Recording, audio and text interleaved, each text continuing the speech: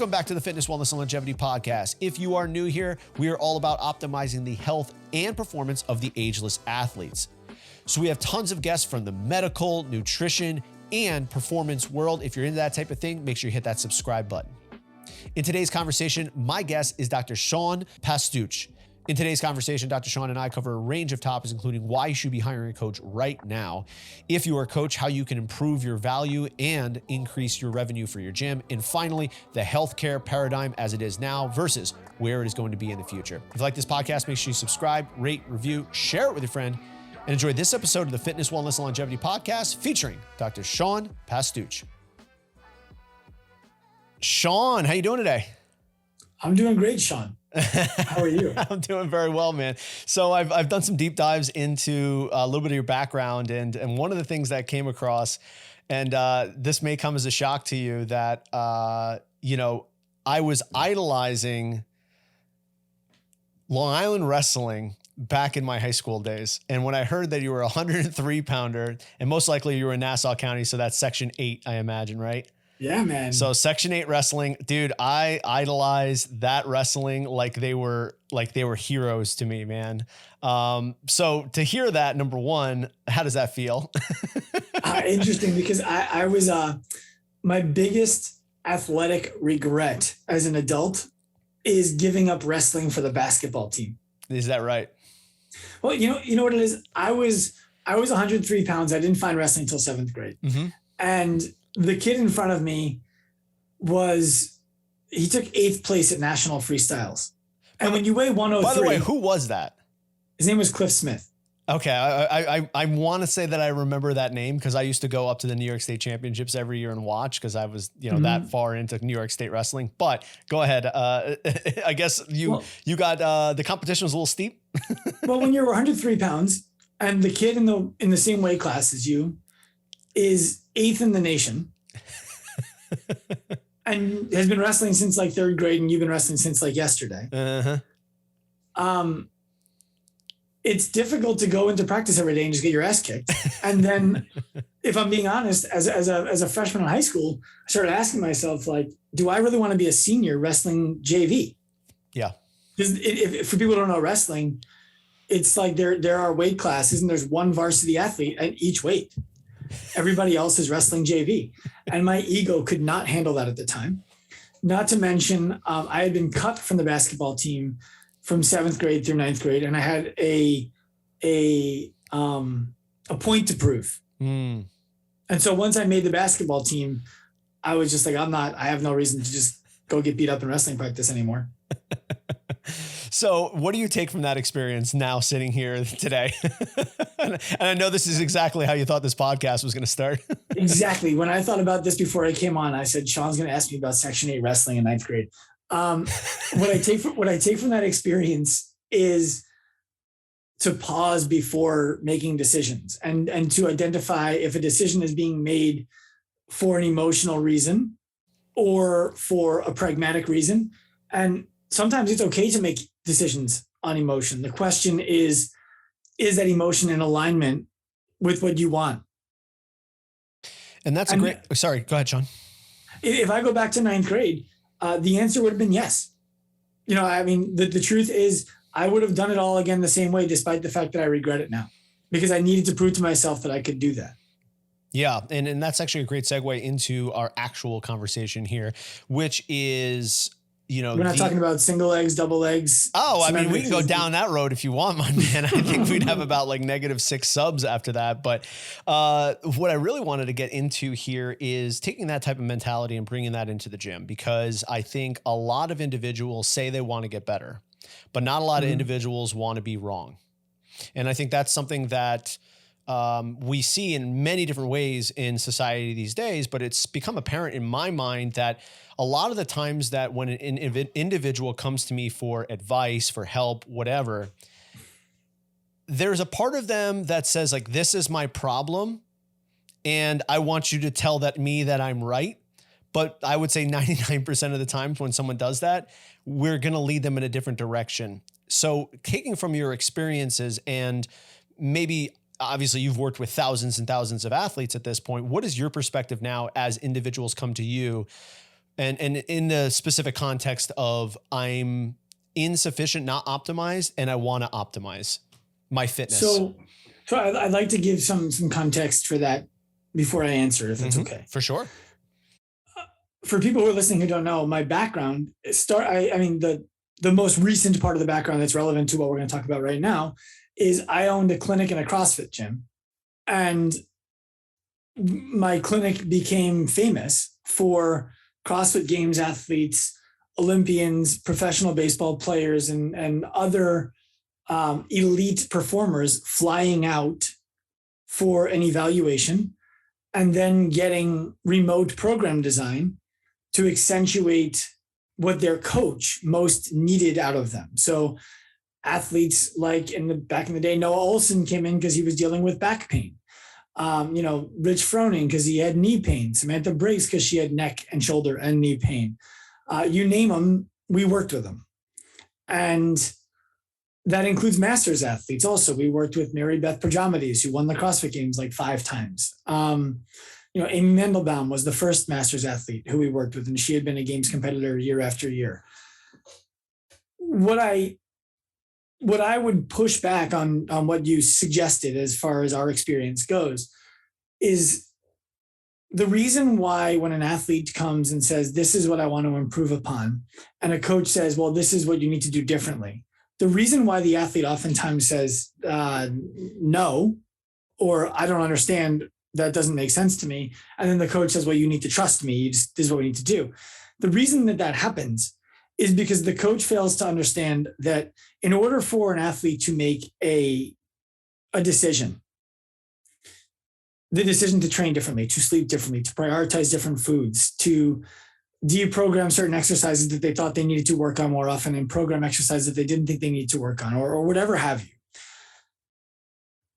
In order for an athlete to decide that that's something that they're going to do, there needs to be a reasonable level of success and clarity around what success looks like. If the coach doesn't give an athlete, if you do these things, I believe you are going to be able to do these things, which you cannot do right now, in this amount of time because of this, and this. What questions do you have about that so that I can more clearly explain them to you? Then we just make the mistake of assuming that the athlete just trusts us implicitly. So at what point do you start seeing these higher level athletes come to you? Because obviously, you know what I mean? Because, if someone's coming to you as a higher level athlete, at some point there is some implicit trust in you. Yes and no. Okay. So we started seeing the athletes coming to us was no accident. I looked up closest CrossFit Games athlete to me and just went and made myself valuable to the guy. Daniel Tominski, CrossFit Lindy, the only CrossFit Games athlete from Long Island at the time. I'm like, I'm going to go make myself valuable to Dan. And that will introduce me to everybody, was my thought. That wasn't the case, but it was good for Dan. Believe it or not, Dan's girlfriend helped me meet even more people. And when I started working with Brute Strength, when they were starting out as a company that Tommy Hackenbrook was running, Michael Cazayoux, Matt Bruce, Adrian Conway, that's when they started introducing me to some of the higher level athletes. And the one that stands out is Jared Stevens. I consider Jared a very good, close personal friend. Great, loyal human who will always tell you the truth about what he believes. When he came to us, he had shoulders that were tattered, and his doctors told him just get prepared to be a scaled masters athlete. And he didn't like that. He had just competed at the CrossFit Games for the first time.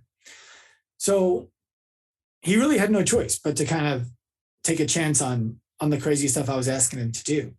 And when he made the improvements that he made and was able to go back and compete at the games 3 or 4 more times after that, without pain, he was the greatest referral source in the world. He walked Brooke Wells over to our company. He walked Brooke Entz over to our company, literally walked them over to my business partner at the time when we were at Wadapalooza helping athletes we were already working with. Mm-hmm. They come to you because they're hoping that they can trust you. They don't come trusting. Mm. They'll come in and ask questions and make sure that you have their best interests in mind. Because especially elite athletes are used to, okay, so I'll work with you and then I want you to make this many posts in this way, this many stories, make sure you tag us in this. And say, wait a minute, are you doing this for me or are you doing this for you? Mm. And it's not until you've been working with an athlete for a significant amount of time without asking them to do for you that you're truly earning their trust. So what are the most common things that you see amongst athletes who come and work with you from the sport of fitness realm? And let's specify even more the over 35 athlete. Yeah. So there isn't an ailment that's more common than others. It's not like they come in with shoulder pain or knee pain or back pain more often. Mm-hmm. We actually coined a term called TED, which is toxic exercise dependency. Mm-hmm. And what that means is most people in the 35 plus category started their journey in fitness, at least in the way that CrossFit exists right now, because that's the sport of fitness we're really talking about if we're not going to beat around the bush. They started it because they wanted to lose some body fat, be more athletic, feel more impressive physically. You know, it was this fun thing that their friends were doing, and they told them that they should come and try it out because they've never done a workout like this before. They're sore everywhere, every day. And they join with the best intentions. I want to be a better dad for my kid. I want to be a better worker at my job. I want to be more confident. I want to be a better friend. I want all of these things, whether they're thinking those things specifically or not. It's a lot of it's confidence. And then they get caught in it. They get caught in the chasing of an RX on the whiteboard. They get caught in, I can't miss back squat day. They get caught in, my back hurts, but I'm going to do the workout anyway because I'm no bitch. And then what happens is, because that becomes commonplace in culture, having shoulder pain, knee pain, back pain, elbow pain, wrist pain are just expected. And it's like, yeah, if you do this, like, of course you're going to get some of these pains, but you're going to be really healthy. And my argument would be, you can't be healthy and painful at the same time. You can be as healthy as you can be without being pain-free, but there's a level above that, which is being pain-free. For sure. So have you come up with a distinct like paradigm, or at least a way of looking at that unhealthy to healthy spectrum? And how do you classify individuals? Is there certain metrics that you look for, assessment pieces, or is it more of like a feel thing? So I don't classify anybody as anything. We want people to as much as possible, move away from classifications because they become identities. Yep. And once you form an identity, it's very difficult to shift your identity because you have to give up everything that you previously believed to be something that you didn't previously believe was valuable. To me, health, fitness, all of it is as simple as the freedom to say yes whenever you choose. So the freedom to say yes whenever you choose includes, hey, do you want to squat today? And you don't have to think, do my knees hurt? Hey, do you want to go for a run? And you don't have to think about if you have plantar fascia issues or Achilles pain. Hey, do you want to come out and play in the playground with me, Dad? And you don't have to worry about, are they going to want you to, push them on the swing when your shoulder is hurting? All of these are examples of freedom to say yes, freedom to choose yes whenever you want. It doesn't mean you always say yes. It means you have the freedom to choose it. And when I was working with Lindy Barber and Rich Froning back in like the 16, 17 timeframe, they're very different people. And Rich is very, very mentally strong in he can block out pain and move forward. Mm-hmm. So is Lindy. Lindy is, I would suggest, thinking more about how she's going to live when she's 50 than Rich is in the same moment. Mm-hmm. And so the way to communicate with Lindy about why we need to do certain things in a certain way for the benefit of her performance is very different than the way that I would have that communication with Rich. And in order to get them to both adhere to a program that was in their best interests, which it was, because they won the games the next year and they were healthy, is to explain to them with a lot of clarity what's going to happen when you do this. Right now, do you have the freedom to choose yes or no? And then to explain tough athletes. Everyone thinks tough it through, like don't be a wimp, tough it out.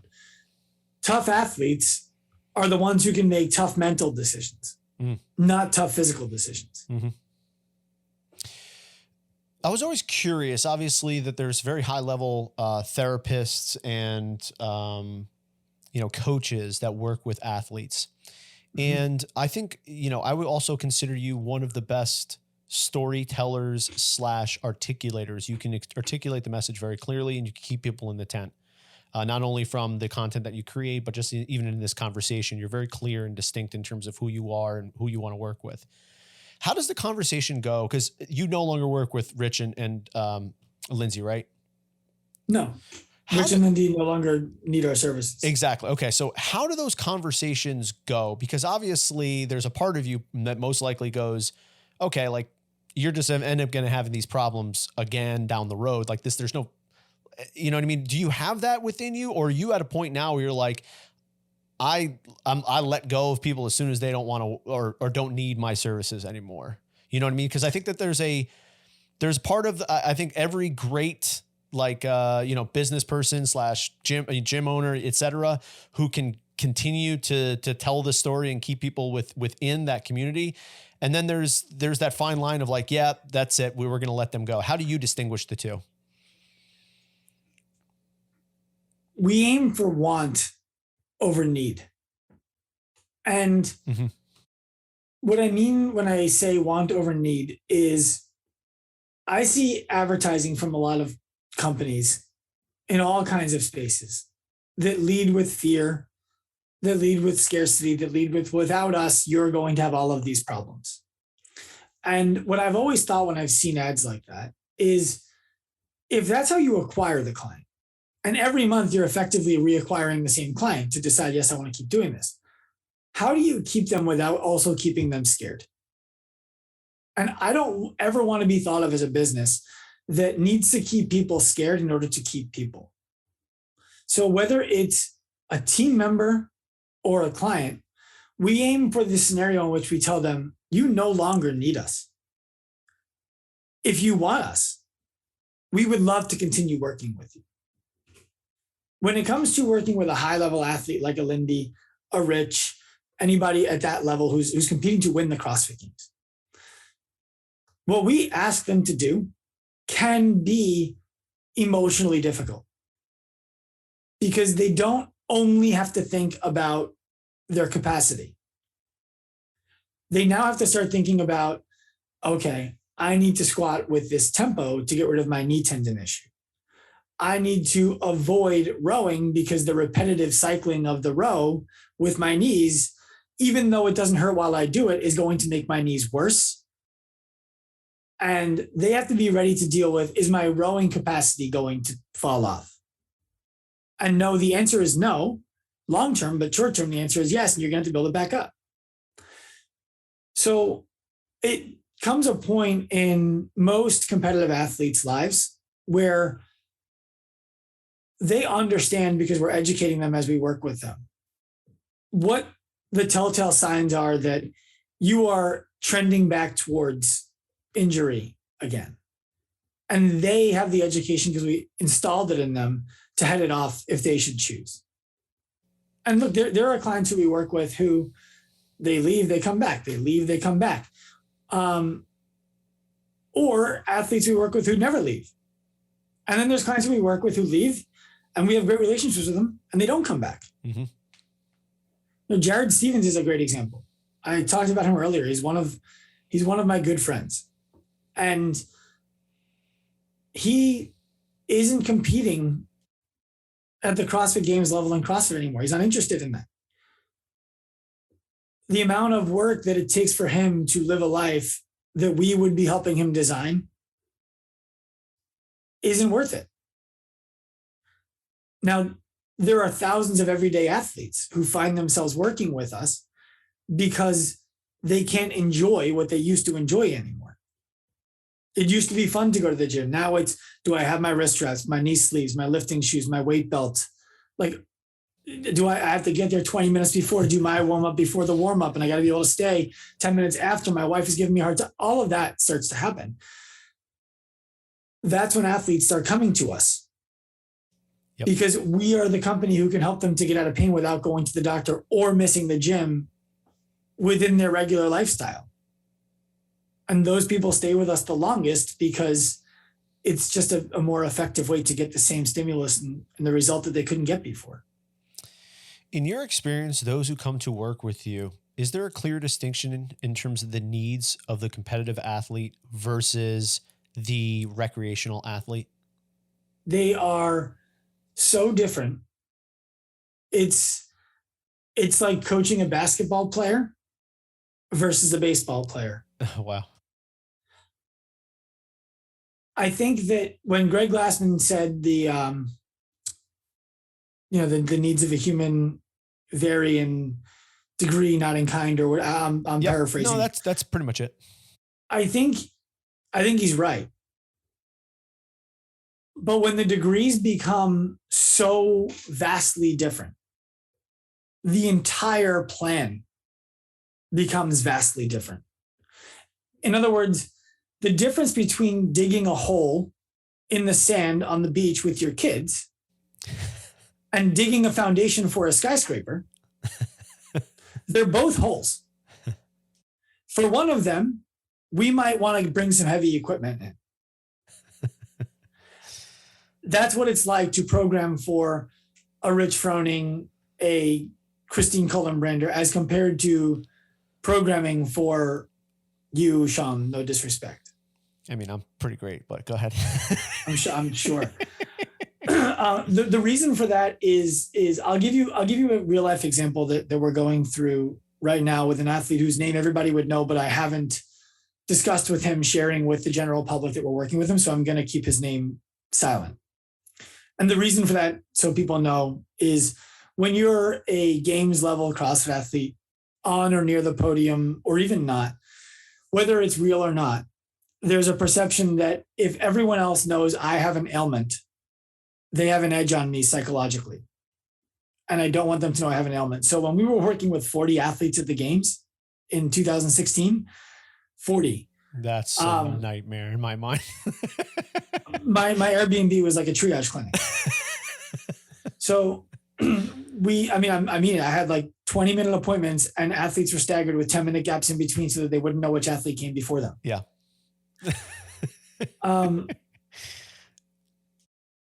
When we work with an athlete like that, there's an understanding that you need to be in a certain kind of shape by a certain date. And you might not feel 100% by that date.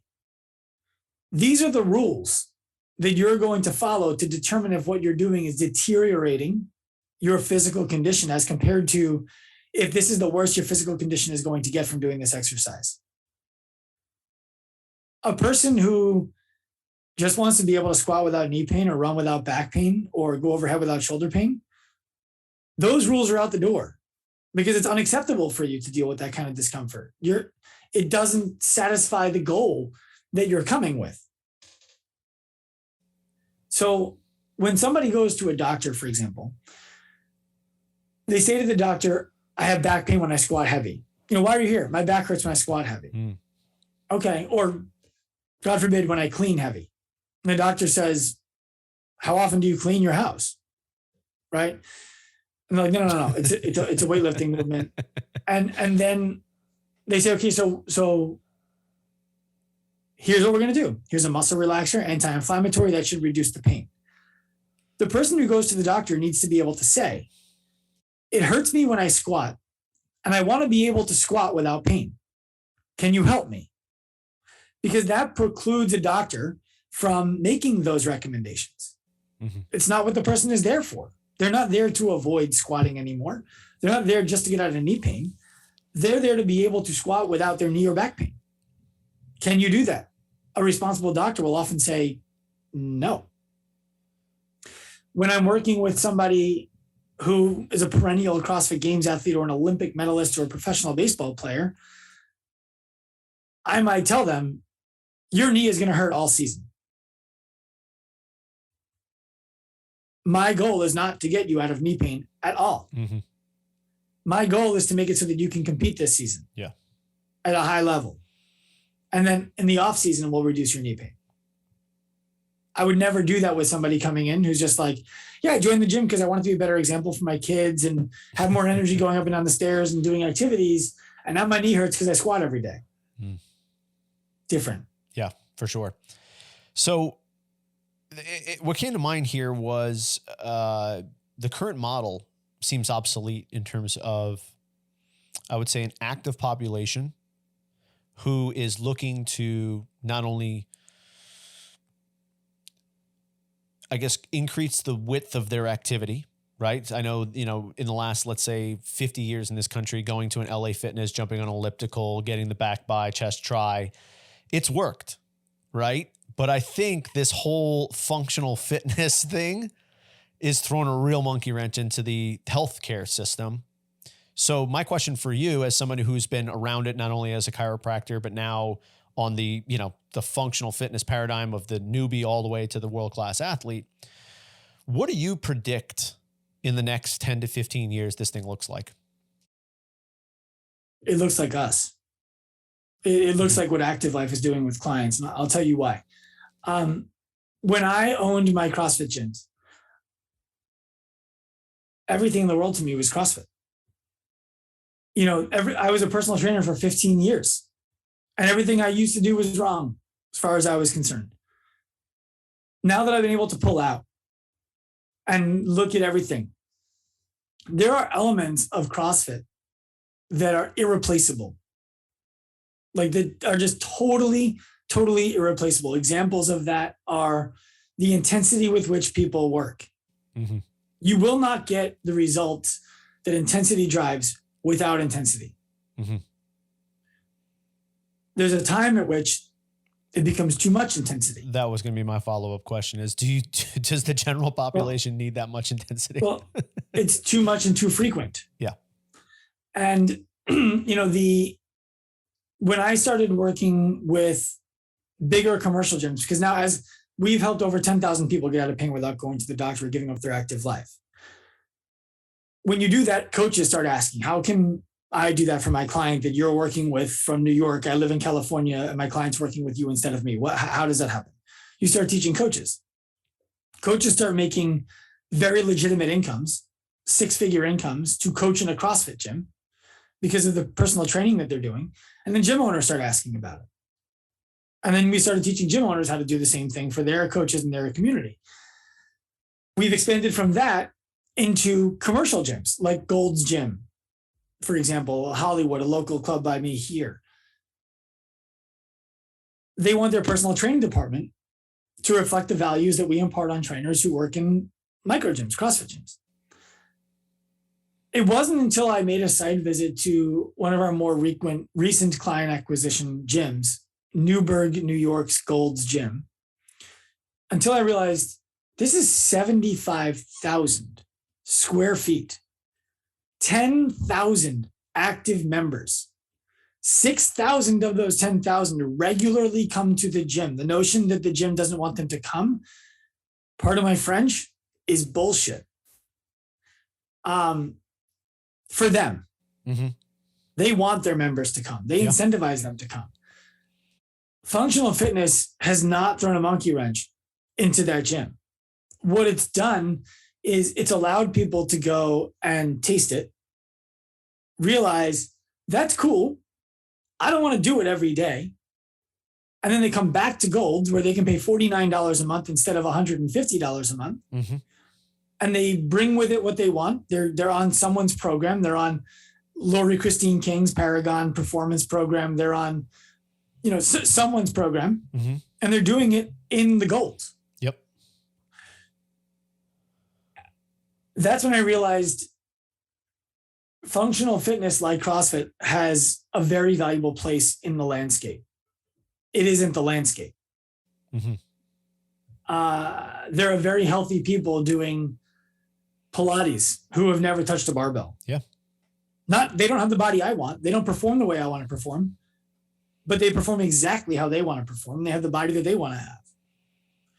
So the difference between what would happen in one of those gyms and what we would do with a client if they were working in a gym that we work in is we believe that a well-rounded program design is great for a well-rounded individual. Mm-hmm. The problem is most individuals have corners. And so the way that we want gyms to service clients is an individual aspect of their workout. So an individual program design that solves their biggest needs when they come in, and an individualized group experience so that they can still have the camaraderie, the fun, the mindlessness of the workout. It's blending both. And then it's personal one-on-one touch points with trainers. And the reason why I believe that that's the landscape of the future is because that's the only thing I think about all day, making that the landscape of the future. For sure. So as you start to look at that, what are the most common ways that people in the functional fitness realm or the hybrid, kind of doing their own thing at the Golds and maybe doing some functional fitness at a CrossFit or some kind of boutique fitness kind of deal? What are the biggest limitations that they have in terms of maximizing their fitness and wellness in your experience thus far? Access to a coach who's educated to leverage them. Yep. I'll share my own experience and I'll blend them. Whenever I played sports, I had a coach, at least one. When I got into business, I didn't think I needed a coach anymore. And for a long time, my business really struggled. Mm-hmm. Really struggled. I didn't understand why. I thought I was doing great. I was working really hard, like 16, 17-hour days, and nothing was happening. It wasn't until I hired a coach to hold me accountable, to provide me with the guidance, by the way, through questions, not through do this, ever. It was never do this. It wasn't until I found that my career started to take off. Mm-hmm. That was in 2016, 17? 16. I'll never be without a coach again. Mm. I've changed coaches because that person and I ran our course. That was the best that we were going to do. I've had coaches who are billionaires who brought me great value about how to be a husband, but not how to build a business. And which was shocking to me and not what I was looking for and better than I expected all at the same time. And I've been working with a coach now for the last 2+ years named Ken Andruko from Level 5 Mentors, who I'm happy to shout out because he's been absolutely invaluable and integral to everything that happens in my development and in our company. There's nothing about that that's different for the everyday person who is working out, who has been doing it for 10, 15 years. You're blind to certain things. And having a coach who can see your blind spots and guide you through them shortcuts all of the struggle that you don't have to have. So I believe the number one thing holding most people back is the awareness that they should have a coach and access to a coach who has the education to meet them where they're at and bring them to where they think they want to go. So that's a delicate balance as I see it, which takes great care, expertise, and awareness because I mean, as I've been a coach and I've seen other coaches work and there's unbelievable people in this world who can, like you said, take a person from where they are to where they want to be. But do you find that there's some important questions that every coach has to ask themselves along this process? And what have you found as the most important questions that you've asked yourself? Myself? Yeah. And then potentially to the coaches that you mentor and even your mentors asking you. The most important question I ask myself on a regular basis is, what if it works? It used to be, what if it doesn't work? Yeah. So I was about to say, so is that from a place of scarcity or fear, or is that from a place of like excitement? No, it's what if it works? Yeah. Oh, for sure. Okay. Yeah. It used to be, what if it doesn't work? And that was fear. So that was the shift in perspective. And so to go back to Section 8 wrestling, I used to go into practice every day. I used to go into practice every day and be like, how do I avoid getting my ass kicked by Cliff? Instead of going into practice every day, asking myself, what can I do to beat Cliff today? Mm-hmm. And so I never beat Cliff. Would I have if I went in with a different mindset? Maybe. I don't know. But the most important question I ask myself is, what if it works? Because I want what I'm looking for out of this industry. I believe the biggest problem that we have is that coaches don't believe that coaching is a meaningful career. It's a thing you do until you find your way. And so individuals like you and myself will have a hard time finding a coach who has dedicated their lives to being so valuable that I must pay them. And that comes from the industry and the leaders in the industry telling coaches, you're not that valuable, whether they do it subliminally, subconsciously, intentionally, or unintentionally.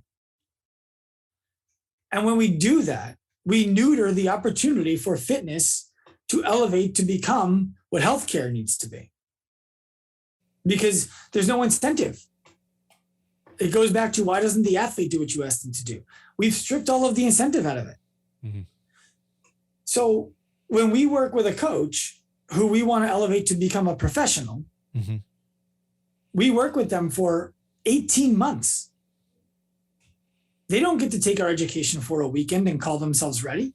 It's an 18-month mentored process. They wouldn't do that if there wasn't certainty that they were going to be able to make financially freeing and emotionally fulfilling income. So there are a lot of, if you don't mind me pushing back, there are a lot of business systems, mentors, everybody kind of, again, saying what you're saying in terms of, yeah, you can't, I mean, not in the way that you're saying, but in the sense that, like, you know, follow our business system and you're going to be making 10X. I mean, it's just like all over the internet. So what distinguishes you and your, I guess, teaching philosophies in general that separate you from them, and what makes you feel that, you know, you are in a position to be able to say that to people? I want to avoid turning this into a plug for our business consulting services. What I will tell you is beware the business who promises to make you more money without making you more valuable. Mm-hmm. Say more. So what we do to help our clients achieve the kind of career that they want is, first, we teach them how to access the value that they already have that subconsciously they don't want to bring to the market. Mm-hmm.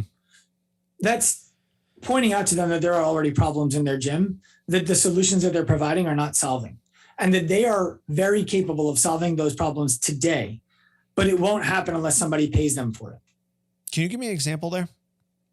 How many people join a gym and then they joined because they wanted to lose 20 pounds, and 8 months later, they haven't lost one? I would say at least 80% of people. It ain't working. Okay. Let's stop pretending that the one person who you put on your Instagram account is representative of what your system produces. It's not. I'm liking this, Sean. He's getting fired up. Well, be careful. The 80% is what your system produces. Yes. The 80% that don't get the results. And so for us, it's, you're capable of helping that person today. you already know you're capable of helping that person today. You've just never been asked the questions to tell yourself that that's true. So we ask them the questions to prove to themselves that that's the truth. And then they can go and help that person. So now, go ahead. Sorry, I didn't mean to interrupt. What that does for our clients is it gives them a quick win that allows them to understand people do value me. People will pay me if I do something that the group class can't do. And then when they are so boiled over frustrated that what about all these other people who I don't know how to help? Because Johnny's knees hurt when he squats. Mary's back hurts when she runs. Steve has had Achilles pain for 10 years. Rhonda's shoulder hurts every time she goes over her head. How do I help them? Now we're like, come sit down at the table. We teach them how to help those people. And now they can not only widen their net, but deepen their impact. And that just becomes a totally different mindset. It's not, this is your Facebook funnel that you need to be running. It's not, this is the offer that you need to have. It's not, this is how you need to say it. It's not, this is the content that you need to produce. Those things are a part of it. But if you're selling steak, let me back up. I went to a restaurant in Ocean City, Maryland a few weeks ago. And I said to the guy, how's your burger? He's like, it's great. I said, yeah? I said, I only want it if it's great. I said, yeah. Pushy ass Long Island guy. No, he's like, the burger's great. No, you. Came out. I took, oh yeah, I'm definitely that. I took 2 bites. And earlier I'd asked him, how's the Bloody Mary? He's like, it's great. Had the Bloody Mary? He came by. I'm like, Bloody Mary's great. Oh. Good call. We were at a restaurant where my kids were able to play on a playground. I got up from the table, walked to the playground with my kids after 2 bites of the burger that sucked. And the guy says, he walks by. I'm like, hey, the Bloody Mary was great. Don't you ever lie to me again. He's like, what do you mean? I'm like, that burger was frozen 5 minutes before it was on my plate and it sucked. And he said, yeah, it was. Do you want me to take it off the bill? I said, yeah, I do. If a company is telling restaurants, in this case, how to sell that burger for more money to more people, what it does is it takes the entire wait staff who is going to have to tell people the burger's great, try the burger. People are going to keep telling them, take that shitty burger off my check. It sucked. And then the wait staff becomes disenfranchised. Nobody wants to buy this here. And then the owner says, well, my mentor told me to sell it to you for this price because that's what it's worth. Well, everyone's telling me it sucks. And nobody wants to buy it. Well, you're not selling it right. Yes. That's what happens in gyms. Except instead of it being a burger, it's the fitness. It's the attention to detail. It's the accountability. It's the vulnerability. It's the actionable coaching that does not happen because there isn't incentive for the coach to do it. So for us, it's the most valuable asset that a gym can possibly leverage is the people who work in it. And the people who work in the gym don't work for the owner. They work for the members. The members' money that they pay for access to those people works for the owner. That's how a gym needs to work. We do that, and nobody else does that. We make the coaches better. We make the coaches more valuable. We teach the ownership how to lead so that they can lead a group of people who are passionate about making a career out of something that they believe is important. And realistically, Sean, this is a very refreshing thing to see because, again, you're not going to say it, but I will. And as a coach who, is constantly trying to be sold on a business system or a marketing technique or whatever, and I've seen them, I've done a few of them, I've read the literature of it, and then I realized, wait a second, like not everybody can be awesome. And it seems like all of these things say that, the only reason you're not getting more clients is because you're not selling yourself. But I'm like looking to the left and my right. And I'm like, I'm better than all these people. It's because they sell better than me. That's why. Or is it maybe it's a value thing and maybe it's not optimizing your value. Maybe it's some of your self-beliefs that are preventing you from asking what you're worth, which then deters you from actually giving your value. I would urge people to avoid thinking about what they are worth, just to change the words a little bit. Because I hear people all the time say, like, you got to charge what you're worth. Well, what am I worth? If I have heart disease and I'm going to die, but a new heart's going to save me, how much am I willing to pay for it? That's what I'm worth. And the answer is whatever it costs. Right? I'll go knock off a bank if I need to.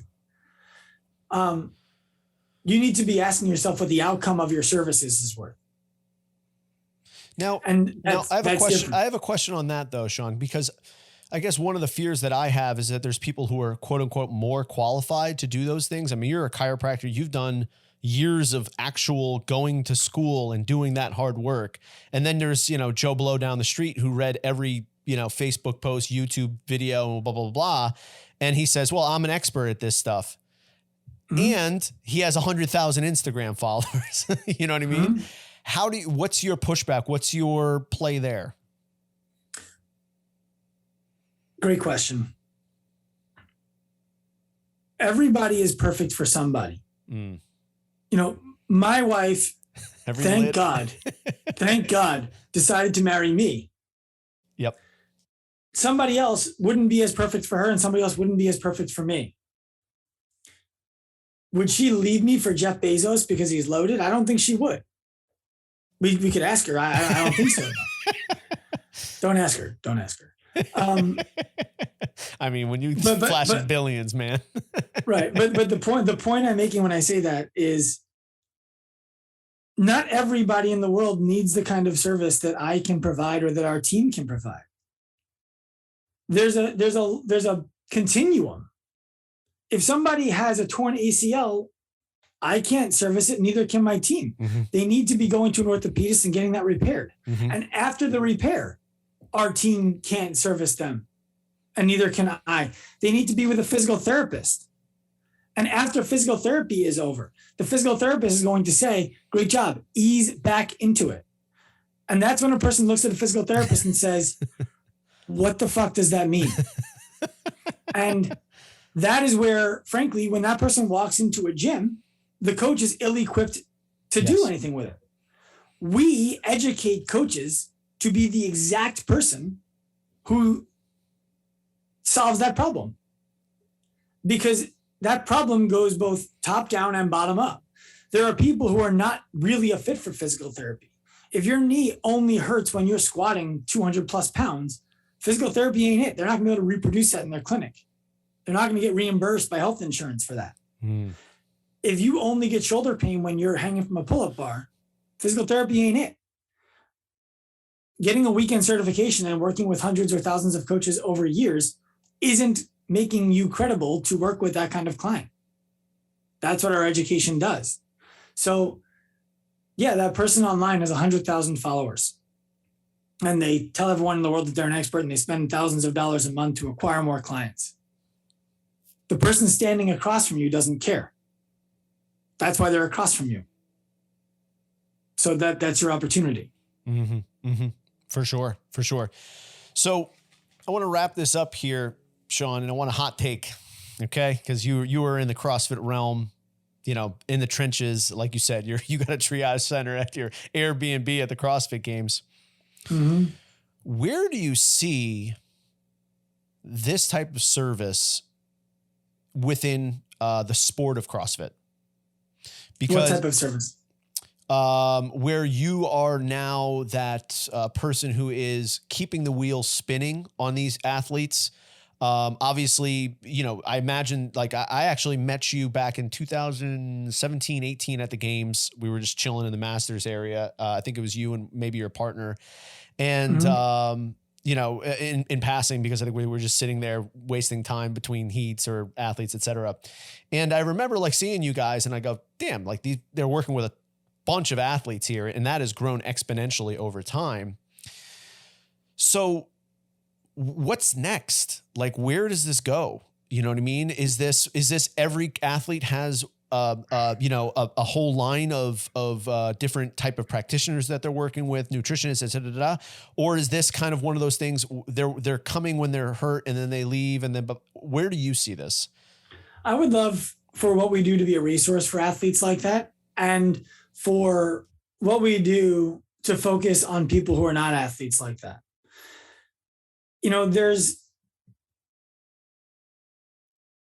For people out there who are competitive athletes, take this with a grain of salt.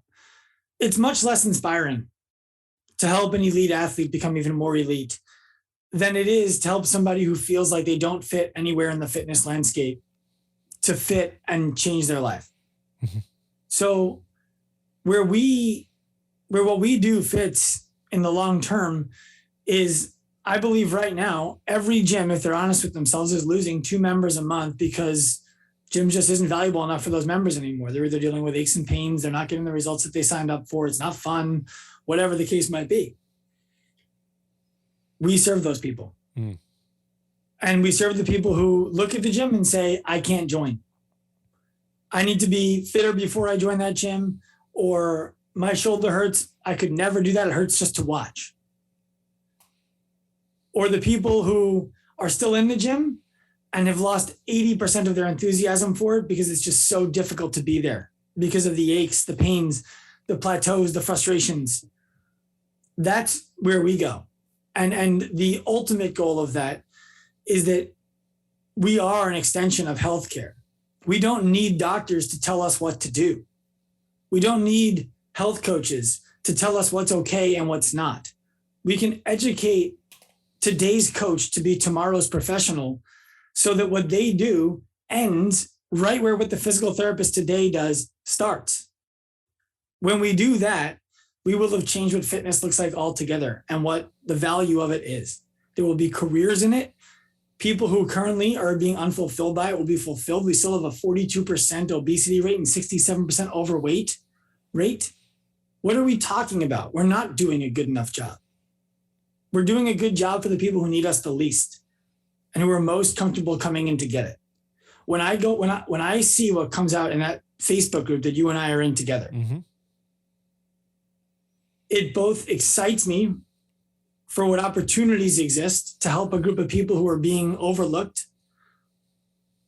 And it frustrates me that they're still being overlooked and that they don't know that they have options, and they do. And we want to help them.